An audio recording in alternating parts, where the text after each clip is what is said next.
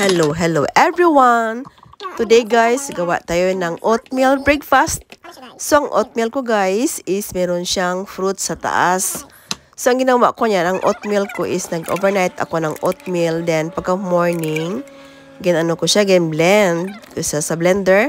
Then pagkatapos niya, meron akong frozen na mango.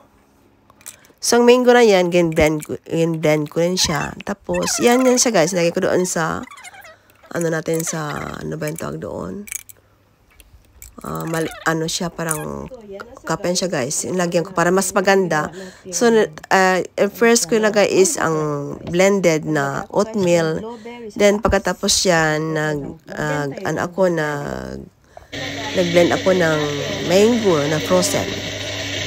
Then, after nyan guys, habang nag-prepare ako ng ibang ingredients dyan, meron tayong yan. Nag-prepare din ako ng blueberry na frozen siya guys. So, na-blend yung blueberry, tapos itapin ko dyan sa taas. Yan sa guys, so. Yan ang breakfast natin ngayon guys. Oatmeal with mango and blueberry. So, pagkatapos yan guys, paglagay ko dyan ng, ng blueberry na yan, ko rin siya. Para mas magandang tingnan guys, ko siya, ano ba yung tawag doon? Ina-arrange ko siya by layer. Sorry guys, sa boss, kasi, medyo may konting trangkaso. Alam mo na, dito ngayon, ang init sa Japan, ito ngayon, so medyo ang season pa mag-change ang climate, hindi maganda natin. So, yan na sa guys, yung natin, yung breakfast for today guys. Ayan. Tapos, naglagay ako dyan ng cornflakes sa taas. Yan ang breakfast ko for today. Yan ang guys, nilagyan ko siya ng, ng cornflake.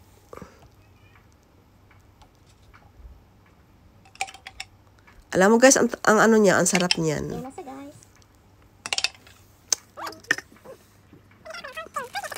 Sarap lang yan sa umaga yung Yan guys, sa natin yung oatmeal. Yan. Itapik ko doon sa taas. Konti lang para may siya, may tawag doon. May konting accent naman kahit paano. Tapos meron akong ice cream, naglagay ako yan. So may konti lang ng ice cream. Wala kasi hindi ako magamit kasi ng sugar. So, lang, ang tamis niyan is ito lang sa mga fruits natin. Alam mo, masarap yan guys sa umaga. Yun nga lang, need natin i-overnight yung oats sa milk. Lagyan natin ng oats ng milk, tapos i-overnight natin para mag-soft siya. O pwede rin pag wala lang kayong time, siya ilagay sa sa microwave. Dahil lang naman yun Siguro ang gamit ko is lang siya guys, half cup na oatmeal. So bali 1 cup na milk. So yan na siya.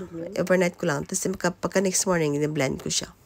So, yan na guys, natin guys, yung breakfast for today. Tingnan nyo guys, ang sarap, di ba?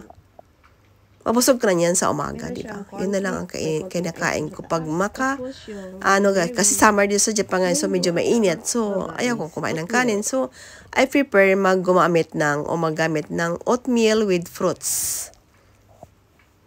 Yan.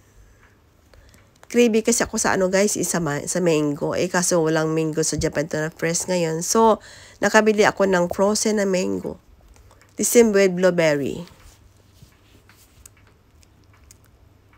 Yan sa guys, tingnan nyo. Sarap, diba? Sarap sa umaga guys. Yan ang natin breakfast.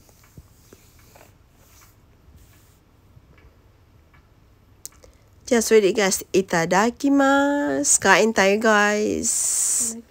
May breakfast for today. Ang sarap niyan guys. Nabusog ako talaga dyan. Oatmeal with mango and blueberry. Tapos naglagay ako ng toppings ng ice cream and cornflake.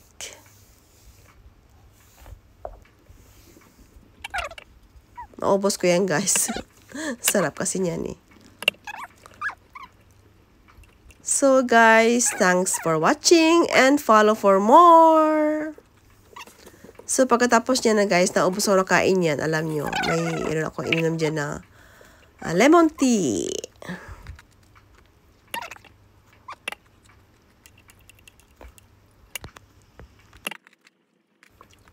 Alam nyo, guys, hindi ko ayawan kaon dyan kasi perti ka namit. Yan, busog na busog ako dyan pagkatapos niyan. Ang sarap kasi, sarap ng ng blend ng mango, oatmeal at saka ang blueberry. Try nyo, guys. Sa breakfast during summer. Yan. Hindi nyo na kailangan simple na breakfast. Yan, gotso samadeshita. Thanks for the meal. So, yan na, guys. Yan na ang